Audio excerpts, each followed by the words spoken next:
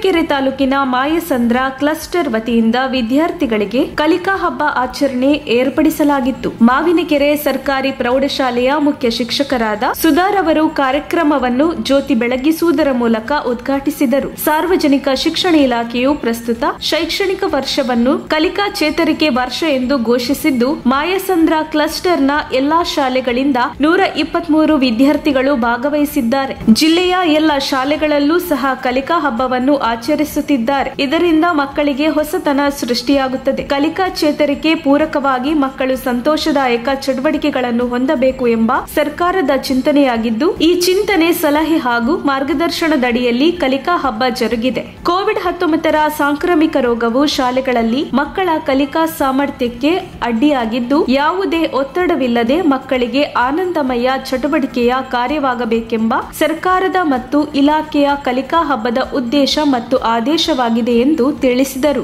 ಈ ಸಂದರ್ಭದಲ್ಲಿ ಗ್ರಾಮ ಪಂಚಾಯಿತಿ ಅಧ್ಯಕ್ಷರಾದ ಸವಿತಾ ಶಿವಕುಮಾರ್, ಎಸ್ಡಿಎಂಸಿ ಅಧ್ಯಕ್ಷರಾದ ಕರಿಬಸಪ್ಪ, ಮಾಯಸಂದ್ರ ಕ್ಲಸ್ಟರ್ ಸಿಆರ್ಪಿಗಳಾದ ಕೃಷ್ಣಮೂರ್ತಿ, ಗಿರೀಶ್, ಸಂಘದ ನಿರ್ದೇಶಕರಾದ ಕೃಷ್ಣಮೂರ್ತಿ, ಸಂಪನ್ಮೂಲ ವ್ಯಕ್ತಿಗಳಾದ ಪುಷ್ಪಲತಾ, ಶ್ವೇತಾ, ಶ್ರುತಿ, ನಾಜಿಮಾ, ಮುಖ್ಯ ಶಿಕ್ಷಕರಾದ ಶಿವಲಿಂಗೇಗೌಡ, ದೇವರಾಜು, ಶಿವಶಂಕರ್, ಸಿದ್ದಲಿಂಗಪ್ಪ ಹಾಗೂ ಕ್ಲಸ್ಟರ್ನ ಎಲ್ಲ ಶಿಕ್ಷಕರು, ವಿದ್ಯಾರ್ಥಿಗಳು ಪಾಲ್ಗೊಂಡಿದ್ದರು. ವರದಿ ಸಚಿನ್, ಮಾಯಸಂದ್ರ.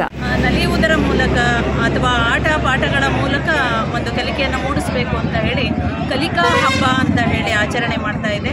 ಈ ಕಲಿಕಾ ಹಬ್ಬದಲ್ಲಿ 4 ವಿಭಾಗಗಳನ್ನು ಮಾಡಿಕೊಂಡು ಆಡು ಹಾಡು ಅಂತ ಹೇಳಿ, ಮತ್ತೆ ಮಾಡು ಆಡು ಅಂತ ಹೇಳಿ, ಹಾಗೂ ಕಾಗದ ಕತ್ತರಿ ಹಾಗೂ ಊರು ಸುತ್ತೋಣ ಅನ್ನುವಂಥ ಭಾಗಗಳನ್ನು ಮಾಡಿಕೊಂಡು ಮಕ್ಕಳಿಗೆ ದಿನವಿಡೀ, ಅಂದರೆ ಒಂದು ದಿನ ಅಲ್ಲ 2 ದಿನಗಳ ಕಾಲ, ಇದುವರೆಗೂ ಯಾವ ಶಾಲೆಯಲ್ಲಿ ಕೂಡ ನಾವು 2 ದಿನಗಳ ಕಾಲ ಯಾವ ಹಬ್ಬವನ್ನು ಆಚರಿಸಿರಲಿಲ್ಲ.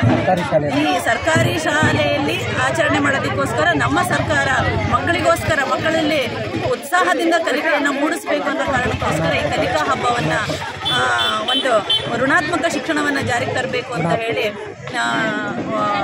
ಜಾರಿಗೆ ತಗೊಂಡ್ಬಂದ್ಬಿಟ್ಟಿದೆ.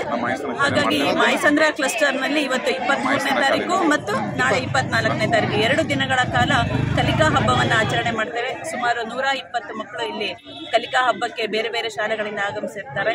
ಅವರಿಗೆ ಬೆಳಗ್ಗೆಯಿಂದ ಸಂಜೆವರೆಗೂ 2 ದಿನಗಳ ಕಾಲ 4 ವಿಭಾಗಗಳಲ್ಲಿ ವಿವಿಧ ರೀತಿಯ ಚಟುವಟಿಕೆಗಳನ್ನು, ಹಾಡುಗಳನ್ನು ಹೇಳಿಸೋದ್ರ ಮೂಲಕ, ಆಟಗಳನ್ನು ಆಡಿಸೋದ್ರ ಮೂಲಕ, ಮಾದರಿಗಳನ್ನು ತಯಾರಿಸೋದ್ರ ಮೂಲಕ, ಮರದ ಅಧ್ಯಯನವನ್ನು ಮಾಡಿಸೋದ್ರ ಮೂಲಕ ಏನು ಮಾಡ್ತಾ ಇದ್ದೇವೆ, ಕಲಿಕೆಯನ್ನು ಉಂಟು ಮಾಡುವಂಥದ್ದು, ವಿಭಿನ್ನ ರೀತಿಯಲ್ಲಿ ಉಂಟು ಮಾಡುವಂತಹ ಒಂದು ಸುವರ್ಣ ಅವಕಾಶವನ್ನು ನಮ್ಮ ಸರ್ಕಾರಿ ಶಾಲೆಯ ಮಕ್ಕಳಿಗೆ ಒದಗಿ ಬಂದಿದೆ. ಅದಕ್ಕೋಸ್ಕರ ನಾವು ನಮ್ಮ ಘನ ಸರ್ಕಾರಕ್ಕೆ ಚಿರಋಣಿಯಾಗಿರ್ತೇವೆ, ಇಲಾಖೆಗೆ ಅಂತ ಹೇಳಿ. ತಮ್ಮ ಹೆಸರು ಮೇಡಮ್? ಸುಧಾ, ಸರ್ಕಾರಿ ಪ್ರೌಢಶಾಲೆ ಮಾವಿನಕೆರೆ ಮುಖ್ಯ ಶಿಕ್ಷಕ.